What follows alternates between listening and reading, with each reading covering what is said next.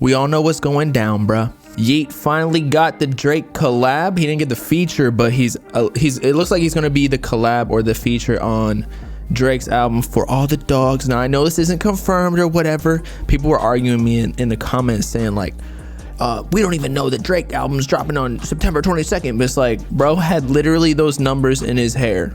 Yeah, like I swear to God, Cardi has ruined just rollouts in general because nobody believes anything anymore. Uzi too, because they do just be lying. They're like, oh, I'm dropping next week, and then just nothing drops. But anyway, so we all know there's a lot of history behind Drake and Yeat. So I do in fact think that Yeat is gonna be on the album, and it's gonna be a huge look. I literally just dropped a video on the main channel about how all Yeat has to do to take his career to the next level is get the Drake feature or a future feature, because he already got Young Thug, he already got Gunna, he already got Uzi. He hasn't gotten Cardi yet, but I feel like, you know, Drake is way bigger, let's be honest. Although a Cardi one would like, it would be certified from, I don't know, like just it streaming numbers wise, Drake is bigger.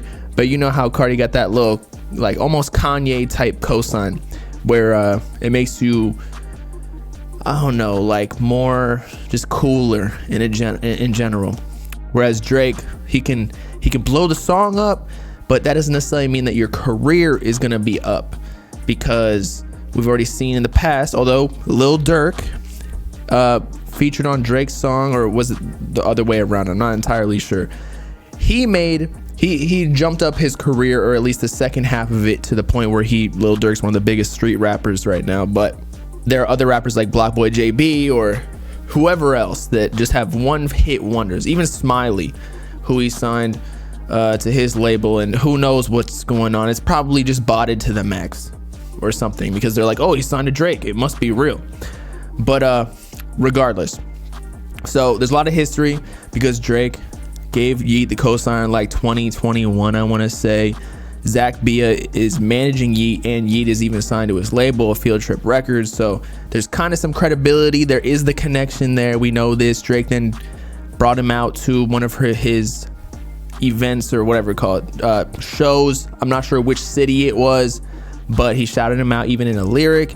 And so finally he posted on his story, just dialed in, which I think he keeps saying dialed in. I'm not sure what that means specifically. I'm thinking, if I'm not just a total tard, that is the song that Yeat's in, or maybe there's something I don't know about, like the whole little six god lore entirely. But as you can see, Drake is on this Yeat picture, so I think he's teasing that Yeat is going to be on the project. Also, Benny X, if you check his Twitter, he posted it as well, this picture. So as we all know, Benny X has worked with Drake, Benny X has worked with Yeat, and so if he's posting it, it seems like it's a Benny X produced Drake Yeat collab. Yes, we know what dialed in means locked in. I understand that, but I'm saying, like, he said it multiple times while posting Yeat specifically. So I think it's the song name. When was it? I think it was when he posted Yeat around that time that he performed, and Yeat came to the show, and it was like dialed in. I don't know. Y'all tell me, but I'm pretty sure that's the song name. If I were to theorize, but I have no idea. He says dialed in on every pic on his story. Are you sure? I'm looking it up right now, because I highly doubt that. Actually, we can just go on his thing right now. Champagne pickle. Champagne puppy. I don't see no dialed in. I don't see no dialed in there. I see a urinal. Oh, wait. He said it right there. Okay.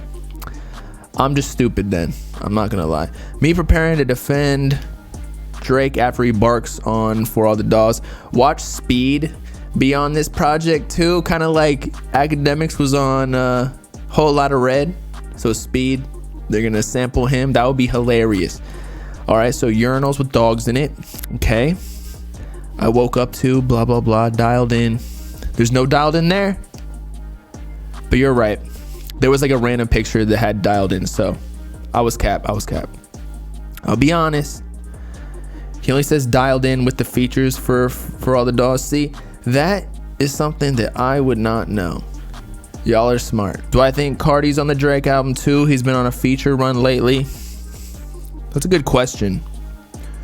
Because he was on Travis Scott's album, and that was one of the most popular songs, only beat by Drake. And if you want to count the Bad Bunny song with The Weeknd, which was the single, that probably would have outperformed no matter what, just because of the two artists on there who are huge. Potentially those two together would beat out Drake, if like sales wise. But regardless, Cardi still was beating some like artists who, like SZA and Future or whatever. Like he had the third top streamed song on the album. Who else did he give a feature to? I'm trying to figure out. Like Kanye and The Weeknd. Okay, I feel like he hasn't really given out too many features, but he gave Drake one on Pain 1993 on Dark Lane demo tapes. That was 2020, prior to Whole Lotta Red.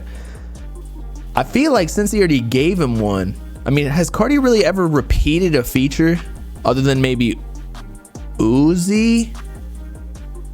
But I don't even know if Cardi's given Uzi multiple features, at least officially released. Uzi's definitely given him more, right?